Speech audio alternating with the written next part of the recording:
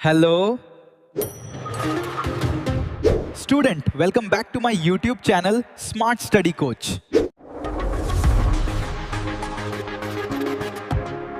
चलो देखेंगे। तो ऊर्जा में कमी निकालेंगे। परेशान ना, सब चलता रहता है, हंसी मजाक है।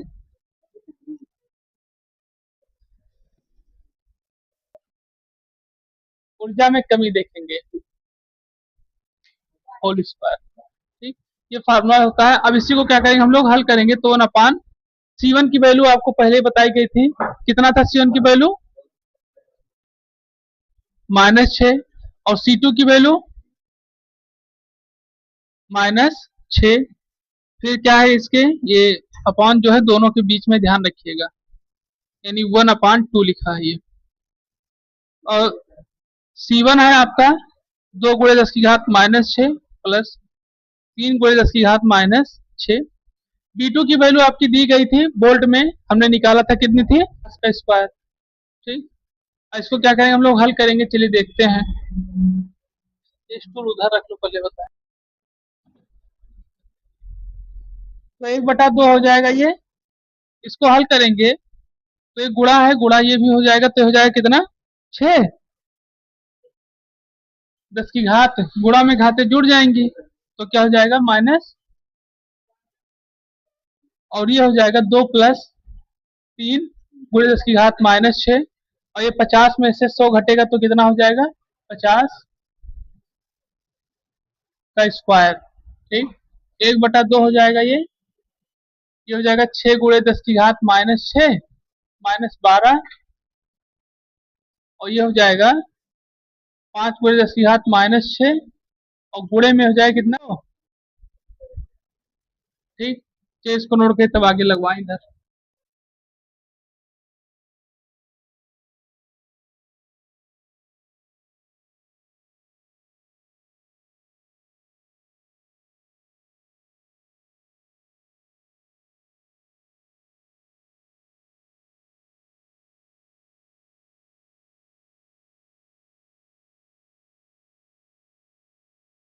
चलिए अगले क्वेश्चन की ये इसको हल करते हैं हमें।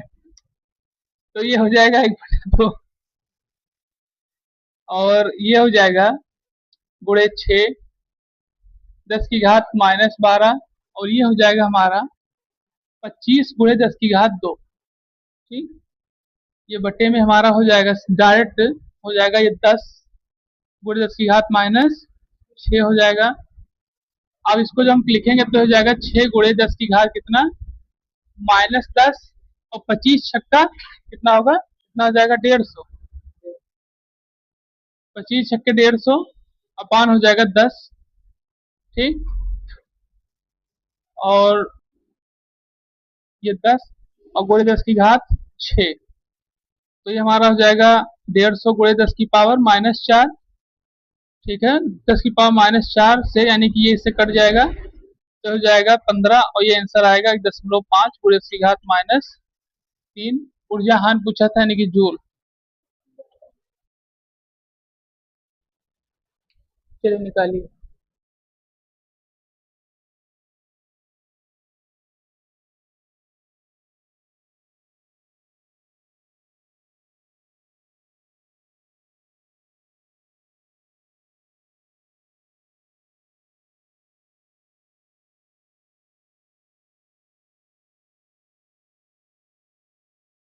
चलिए लगाइए इस क्वेश्चन को। इसमें आपको एक समांतर प्लेट संधारित दिया गया है, तो क्षेत्रफल बताया गया है, और साथ साथ क्षेत्र की तीव्रता दी गई है।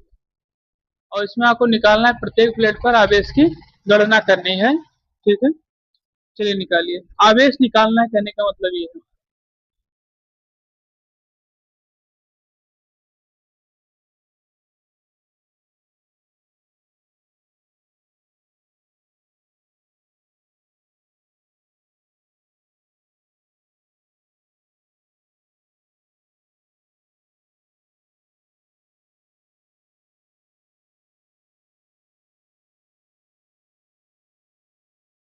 तो यहाँ आपको दिया गया है सबसे पहले। ठीक है, क्या बताया जा रहा है कि प्लेटों का क्षेत्रफल आपको इसमें दिया गया है। क्या दिया गया है? प्लेटों का क्षेत्रफल।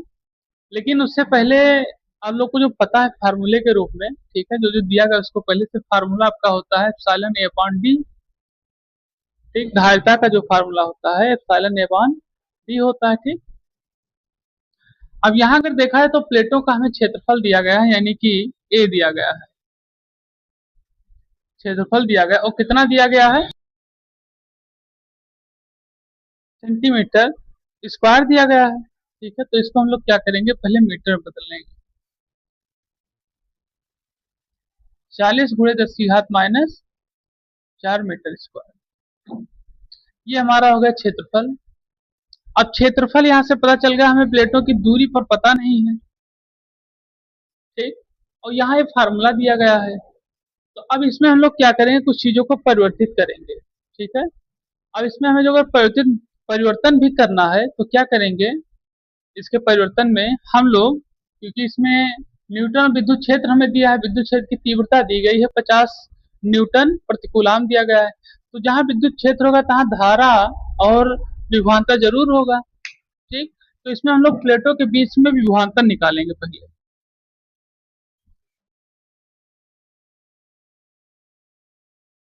विभवांतर, ठीक, तो ये हो जाएगा C equal to epsilon A D into B हो जाएगा। कोई समस्या है तक? अब यहां से जब बी हो जाएगा तो हमें एक फार्मूला पता है Q equal to C B, होता नहीं होता, और एक फार्मूला और पता है E equal to B upon D. अब यहां से हमारा E equal to B upon D जब हो गया, ठीक है, तो सारी वैल्यू को उठा के इस पर रखेंगे, यानी कि Q equal to epsilon A into D. ठीक, कोई समस्या? डी नहीं, डी तो ईवी के बराबर है, तो ई होगा यहाँ पर इंटू डी। ठीक, हमें निकालना इसमें क्या था, आवेश की गणना करनी थी, तो आवेश की गणना के लिए हम लोग क्या करेंगे, उसकी वैल्यू को रखेंगे, तो ई इक्वल टू एप्सिलॉन की वैल्यू होती है 8 पॉइंट माइनस 12, ए की वैल्यू आपको दिया गया है 4 गुणे 10 की घात माइनस 4, और ई की वैल्यू आपको दी गई है 50 न्यूटन प्रति कूलम। ठीक है, अब इसको आप हल कर लीजिए। हल क्या कर लें, इसको आप देखिए सीधे, ये हो जाएगा 40 हो जाएगा ये, तो ये इसको पहले मल्टीप्लाई करेंगे, पूरे 10 की घात माइनस 12, 10 की घात माइनस 4 हो जाएगा। इसको सबको मल्टीप्लाई करेंगे और इसको एक तरीके से ऐड करेंगे, तो देखिए कितना आ रहा है ये 17,700, और यहाँ गुणे में देखा जाए एक तरीके से तो 10 की घात माइनस 16 हो जाएगा। क्या हो जाएगा, 10 की घात माइनस 16 हो जाएगा। ठीक है, अब यहाँ अगर देखा जाए तो ये जो कूलाम आवेश है, तो ये कुछ ज्यादा मात्रा में आवेश को क्या कर रहा है, प्रदर्शित कर रहा है, तो इसको हम क्या करेंगे, 2 जीरो ये और 2 ये, ठीक है, इसको हटा देंगे, तो ये हमारा हो जाएगा 1.77, 4 हटा है तो 10 की घात 12 कूलाम हो जाएगा, ये आंसर आएगा। ठीक, तो सबसे बड़ी चीज ये भी है कि फार्मूले को कैसे किस तरीके से किसमें रख के परिवर्तित भी किया जाता है, क्योंकि जैसे आपको वैल्यू दी जाएगी उस तरीके से आपको फार्मूला भी परिवर्तित करना आना चाहिए। ठीक है, हर बार वैल्यू आपको दी नहीं जाएगी कि ये डी है यहाँ रखिए, बी वहां रखिए, हर बार नहीं दी जाएगी, आपको फार्मूला बनाना भी आना चाहिए।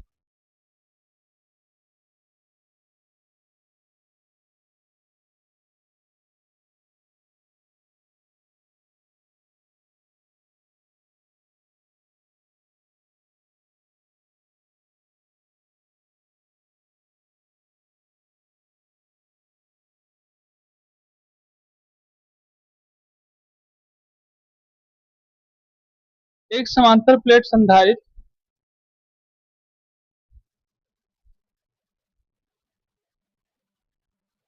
एक समांतर प्लेट संधारित्र,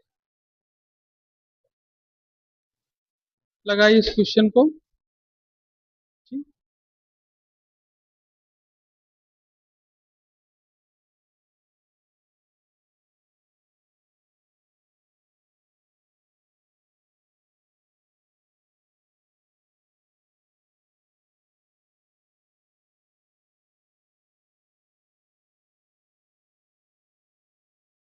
इसमें देखिए सबसे पहले दिया गया है वृत्ताकार एक त्रिज्या जो दी गई है और इसकी धारिता भी दी गई है 1 मीटर व्यास के गोले की धारिता के बराबर हो जाए। इस तरीके से इसमें सारी चीज दी गई। तो जो आपको व्यास दिया गया है तो अब फिर ऊपर भी बताया जाए कि 0.1 मीटर त्रिज्या की वृत्ताकार आकृति है ना, तो अब इसमें त्रिज्या भी दिया गया है और व्यास मतलब धारिता संधारित्र की धारिता का व्यास भी दिया गया है। ठीक, दोनों चीजें दी गई हैं।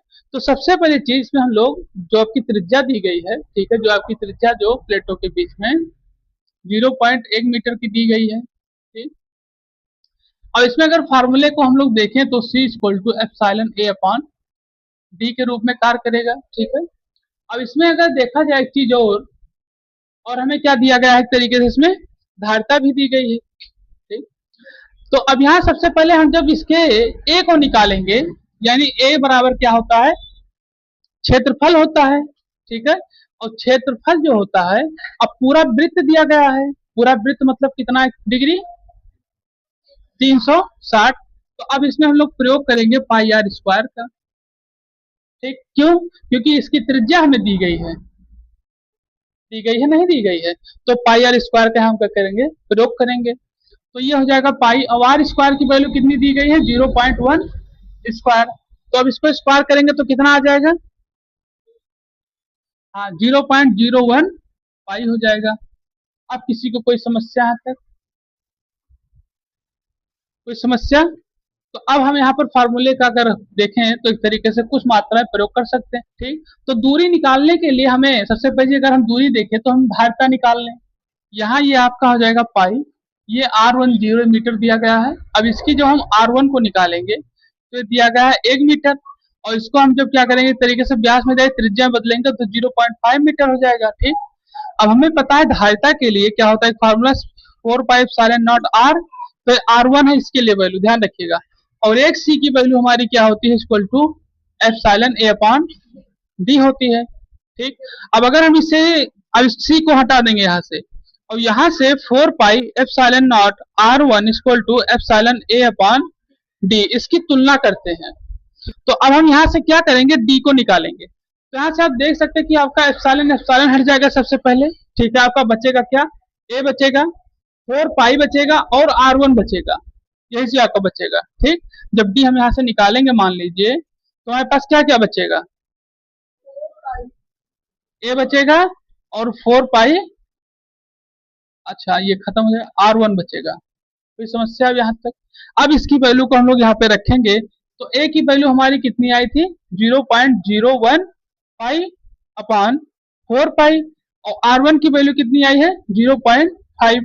तो ये कट जाएगा, आपका बचेगा क्या, 0.1 अपान 4 मल्टीप्लाई 0.5 हो जाएगा। तो ये कितना हो जाएगा, ये यहाँ से दशमलव जो हटा देंगे, अच्छा चलो भी इससे रहने दो, तो ये हो जाएगा हमारा 0.1 अपान, ये हो जाएगा 2, दशमलव हटेगा 0 तो 1/20, इसको डिवाइड करेंगे कितना आएगा, हाँ तो ये आएगा 0.005। दूरी दिया गया है तो मीटर में आएगा। चलिए अब इसको आप नोट करिए।